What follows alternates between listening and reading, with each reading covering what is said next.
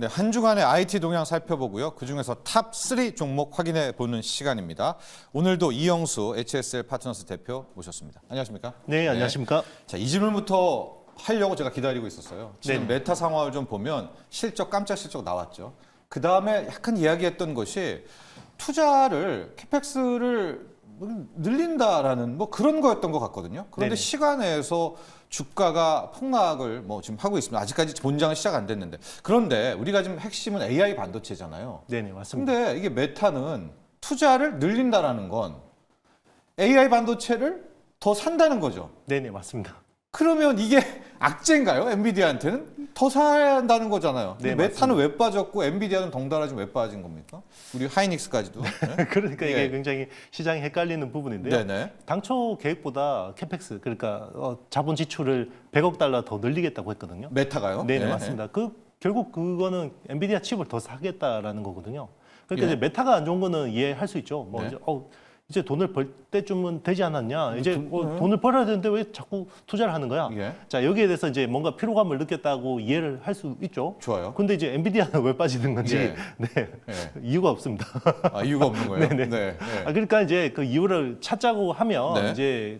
이제 이게 언제까지 지속이 될 수 있겠느냐. 아. 네, 여기에 대한 이제 의문이 있는 거고요. 네. 그러니까 이번 그 메타도 그렇고 마이크로소프트도 그렇고 알파벳도 그렇고 예. 결국 이 회사들은 AI를 가지고 비즈니스 모델을 가지고 있는 회사잖아요. 네. 그럼 이 회사들이 결국 AI를 가지고 어떻게 돈을 벌었는지 네. 자, 이번에는 보여줘. 이게 이제 투자자들의 기대의 감이었거든요.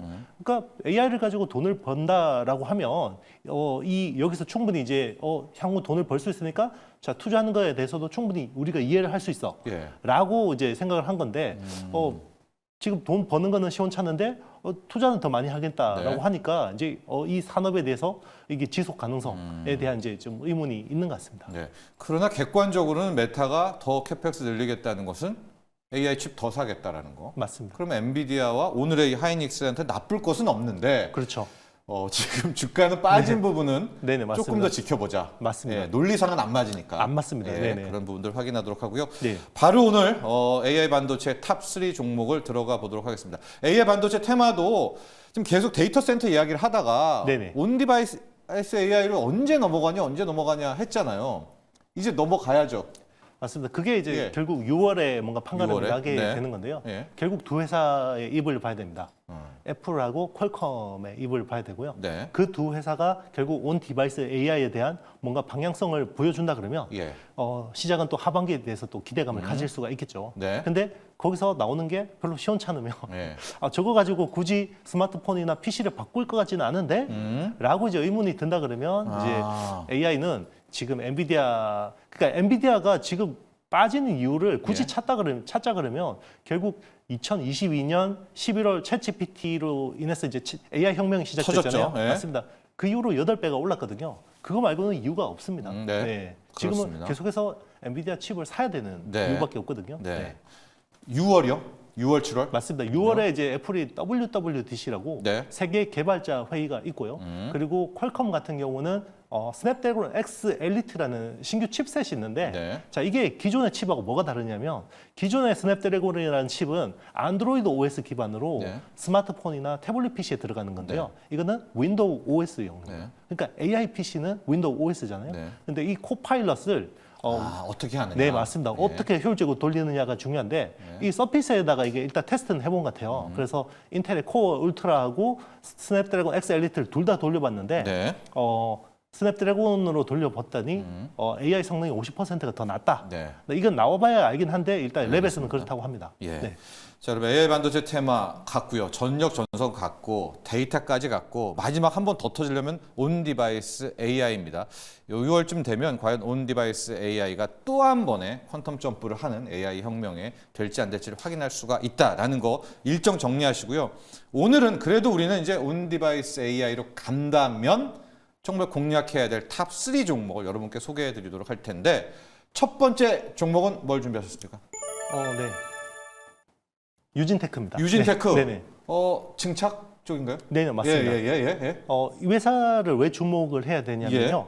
일단 이제 HBM이 됐든 그리고 이제 온 디바이스 AI가 되면 예. 당연히 프로세서 성능이 좋아져야 되는데요. 예. 그 프로세서 옆에 붙는 D램이 아마 기존의 LPDDR이라고 하는 저전력 D램보다는 좀 더 개선된, 좀 더 최적화된 D램들이 필요하거든요. 예. 그래서 최근에 나오는 기술들은 어떤 부분들이냐면 결국은 메모리 대역폭을 넓혀줘야 돼요. 그래야 온 디바이스 AI가 잘 돌아갈 수 있는데 예. 이제 D램을 수직으로 쌓는 기술들이 나옵니다. 예. 그리고 이제 삼성 같은 경우는 이제 3D 그 어떤 반도체에 대한 컨셉도 나오거든요. 예. 그러니까 프로세서 위에다가 D램을 쌓아서 TSV로 연결해 버리는. 네. 그러면 이제 전자 이동 속도가 훨씬 빨라지기 때문에 예. 이제 그런 컨셉의 기술들이 나오고 있거든요. 이제 그런 쪽에서는 그러면 결국 D램 낱장, 그러니까 D램 낱장의 선단 공정이 되게 중요하거든요. 네. 그러면 기존에 이게 16나노 기반의 D램이에요. 네. 이게 기존의 메인은. 그럼 이게 14나노, 12나노로 전환이 돼야 되는데, 네. 이거 이제 전환 투자를 테크 마이그레이션이라고 합니다. 일부 기존 설비에다가 일부 설비만 바꿔서 네. 선단 공정을 하는 건데요. 거기서 제일 중요한 게 하이-K 메탈 게이트라는 공정이에요. 네. 근데 그 하이-K 메탈 게이트라는 기술은 여기 설명드리기는 오늘 시간이 없고 예. 중요한 거는 ALD 장비를 무지하게 많이 써야 됩니다. 네. 그리고 EUV 장비도 많이 써야 되고요. 그리고 하이-K라는 머티리얼을 ALD를 통해서 증착을 해줘야 되거든요. 네. 그러면 유진테크가 여기서 수혜를 볼 수밖에 없는 구조죠. 그러니까 정리를 좀 해보면 이제 온 디바이스 AI로 가면은 그 네네. 하나하나 기기에 네. 프로세서가 중요한데 네네. 프로세서에 갖다 붙는 이 메모리 메모리 반도체는 기존 메모리 반도체로는 안 된다. 맞습니다. 전기 효율이 엄청 좋아야 된다. 그렇죠. 그리고 예. 대역폭. 대역폭도 네, 고대역폭이 맞습니다. 돼야 된다. 그렇죠. 그러려면 그 메모리 반도체의 증착은 더 특이한 맞습니다. 기술이 있어야 되고 맞습니다. 유진테크가 그걸 잘한다. 그렇죠. 이 정도로 좀 정리해 보면 돼요. 맞습니다. 예. 결국 그 원자층 증착이라는 ALD 장비가 예. 중요해지는 거고요. 거기서 이제 약간 이 회사가 하는 게 다른 회사가 하는 것보다 조금 다른 부분이 있는데요. 네, 예, 예. 그런 것들이 좀 더 이제 이 회사한테 굉장히 그 긍정적인 부분이고요. 그리고 이게 차세대 지금 이제 1A, 1B, 1C까지 가잖아요. 예. 그러면 1D로 갈 수도 있고 요게 3D D램으로 갈 수도 있어요. 예. 근데 3D D램으로 가면 낸드 플래시처럼 이 수직으로 쌓는 거거든요. 네. 커패시터를 이렇게 쌓는 건데 네. 그러면 이게 위에서 가는 그 로우 파워 CVD라는 게 있습니다. 네. LPCVD라는 장비를 그 에피텍셜 그로스라는 공정을 엄청 많이 써야 돼요. 오늘 되게 전문 용어가 많이 전문적으로 가는데, 나올 예. 수밖에 없는데 아마 예. 투자하시는 분들은 많이 아실 예, 거예요. 예. 그 장비를 엄청 써야 되는데 그 장비를 하는 회사가 글로벌 2개밖에 없습니다. 어플라이드 머티리얼즈하고 이 예. 회사 유진테크. 유진테크. 네, 예. 나눠 먹는 겁니다. 네. 그러니까 증착 장비 회사는 많지만 네네. 제가 아주 앞뒤로 잘라서 이야기를 네네. 하면 네네. 이제 고대역폭에서 더 위로 네네. 쌓아야 되는 마치 네네. 낸드 플래시처럼 이제 쌓아야 되는 상황이 네네. 오는데 네네. 그 기술을 하려면 네. 유진테크의 증착 장비밖에 없다. 맞습니다. 네. 이렇게 어플라이드랑 이제 세계 1위 장비 업체하고 나눠 먹는 겁니다. 네. 그 시장은. 좋습니다. 네. 자, 여러분 이렇게 이해를 하시면 될 것 같고요. 유진테크. 두 번째 종목 온 디바이스 AI는 온다면 어떤 종목이냐? 주성 엔지니어링을 준비를 하셨습니다. 참고로 지금 현재 반도체 소부장들이 다 힘들어하는 가운데 주성 엔지니어링은 7%대 급등을 보이고 있습니다. 주성 엔지니어링 역시 마찬가지로 네, 증착 증착 쪽이네요. 네, 맞습니다. 네, 네. 증착 장비 업체인데요. 네. 약간 이제 고객사에서 조금 차이가 있습니다. 예. 일단 유진테크가 그동안 안 좋았던 부분은 작년에 삼성 쪽에 줄을 섰어요. 예. 네, 줄을 잘못 선 거죠. 네. 예. 삼성 쪽에 이제 줄을 섰는데 네. 삼성이 작년에 지지분 잘 썼을 수도 몰라요. 네, 맞아요. 네, 앞으로 네, 뭐 네. 좋아질 수도 네, 있는 네, 건데요. 네. 주성 엔지니어링 같은 경우는 SK 네. 하이닉스 쪽에 줄을 섰습니다. 예. 그래서 SK 하이닉스 쪽이 워낙 HBM이나 선단 공정 쪽이 좋았기 때문에 네. 수혜를 많이 본 거고요. 예. 그리고 중국 쪽에도 많이 팔아요. 아. 네, 중국 쪽에도 많이 파는데 네. 올해 한 3,500억에서 한 3,700억 정도 반도체 장비 매출이 나올 거라고 보거든요. 네. 증착 장비 쪽에서. 그럼 국내 향이 이제 SK 하이닉스 같은 국내 향이 한 1,500억, 1,700억 정도 보고 있고요. 네. 중국 향이 한 2,000억 이상 됩니다. 네. 근데 예전에는 중국에다가 장비 팔고 뭐 저기 잔금 못 받고 이런 경우 많았잖아요. 네네. 근데 이 회사가 파는 ALD 장비는 예. 대체재가 별로 없는 장비예요. 그래서 굉장히 비싸게 잘 팔고 있습니다. 그래서 예. 이익률이 굉장히 좋고요. 그리고 SK 하이닉스가 지금 선단 공정 기존에 뭐 14나노, 12나노 그리고 10나노 초반까지 열심히 전환하고 있기 때문에 네. 여기서 유진테크도 수혜를 보는데 결국 좀 더 크게 수주를 받아오는 거는 주성 엔지니어링이라고 네. 볼 수 있는 겁니다. 근데 온디바이스 AI에서 아까 유진테크 같은 경우에는 그런 기술력들이라는 거 이런 것 때문에 앞으로 더 많은 온디바이스 AI 시장이 커지면 그 장비가 필요하겠다. 주성 엔지니어링은 좀 독특한 거 없습니까? 이게 뭐 레거시 증착 장비 같은 느낌이 들어서 그렇진 예, 않고요. 예, 이 회사도 이제 국내에서 증착 장비 업체라고 그러면 4개 회사가 네. 제일 메인입니다. 주성 엔지니어링, 유진테크, 그리고 원익 IPS, 네. 테스라는 네 개 네. 회사가 있는데요. 네. 이 회사들이 네 회사 다 예전에 낸드 플래시 3D 낸드가 되면서 같이 성장을 했던 회사예요. 네, 네, 네. 그런데 이제 약간 그 제품 포지셔닝이 조금씩 다르긴 네, 한데요. 예. ALD 장비라는 게 지금 차세대 증착 장비거든요. 네. 여기서 테스는 ALD를 하지 않습니다. 그런데 이제 삼성향으로 많이 줄을 서 있는 회사가 아주 많이 줄을 서는 회사가 원익 IPS. 원익 IPS. 네, 네. 그래서 안 좋았죠. 네. 그래서 삼성 주가가 네 예, 맞습니다. 예. 실적도 안 네, 좋았고요. 네, 실적도. 네. 그리고 이제 삼성하고 하이닉스하고 마이크론하고 다 걸쳐 있는데 작년에 삼성 쪽으로 좀 더 집중했던 유진테크가 좀 별로 안 좋았고요. 네. 제일 좋았던 게 결국 주성 엔지니어링인데 결국 주성 엔지니어링도 그 ALD 장비에서는 네. 굉장히 나름의 탁월하다. 경쟁력을 가지고 있고 네. 사실 그 ALD 장비라는 게 제일 잘하는 회사가 일본의 고쿠사이 일렉트릭이라는 회사가 제일 잘합니다. 이 예. 회사가 하는 거는 가장 하이엔드고 제일 부가가치가 높은 거고요. 여기서 이제 국산화를 하는 게 이제 국내 증착 3사가 이제 ALD 장비를 하는 건데 예. 그래도 지금 주성이 어떤 그 물량적인 측면이나 이런 고객 맞춤화 측면에서는 제일 그래도 잘 하고 있습니다. 예. 네.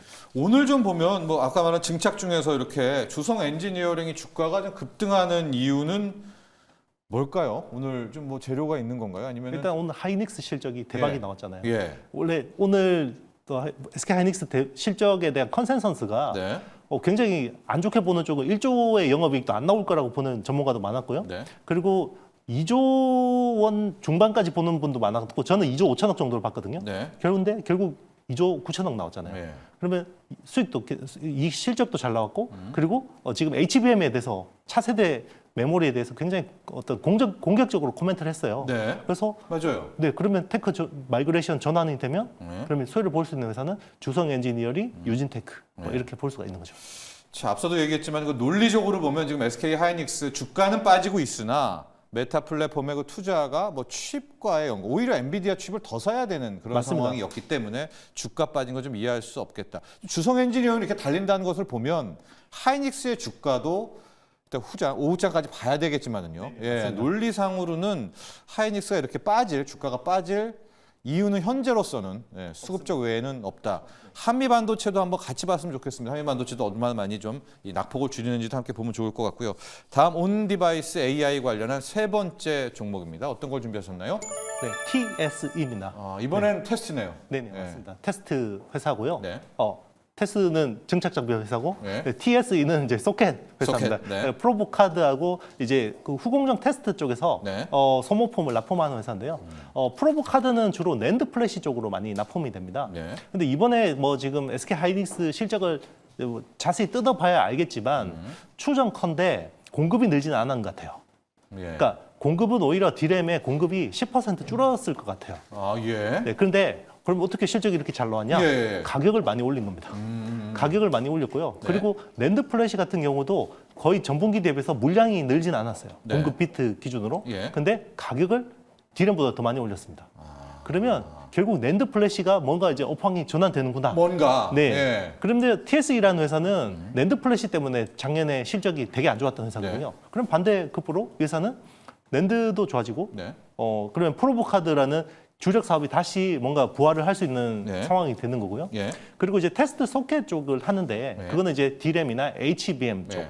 그리고 시스템 반도체 쪽도 많이 합니다. 예. 그래서 시스템 반도체 AP 뭐 삼성 파운드리에서 하는 그런 AP들의 테스트 물량을 위해서 소켓을 받을 수 있기 때문에 네. 그런 쪽에서 또 기대를 할 수 있는 거죠. 그러니까 온 디바이스 AI가 커지게 되면 이제 AP 프로세서들이 네네. 굉장히 다양해지니까 맞습니다. 그때마다 이 테스트 소켓이 필요하니까 그렇죠. TSE도 같이 간다. 맞습니다. 이런 식으로 논리를 전환하면 될 것 같습니다. 자, 그러니까 우리가 크게 온 디바이스 AI 세상에서 크게 오늘 이영수 대표가 주목한 세 가지 종목은 증착 두 개였습니다. 유진테크, 또 주성 엔지니어링, 마지막은 TSE, 반도체 소켓. 이렇게 맞습니다. 세 개를 주목하도록 하겠습니다. 자, 오늘 여기까지 하도록 하겠습니다. 감사합니다. 네, 감사합니다.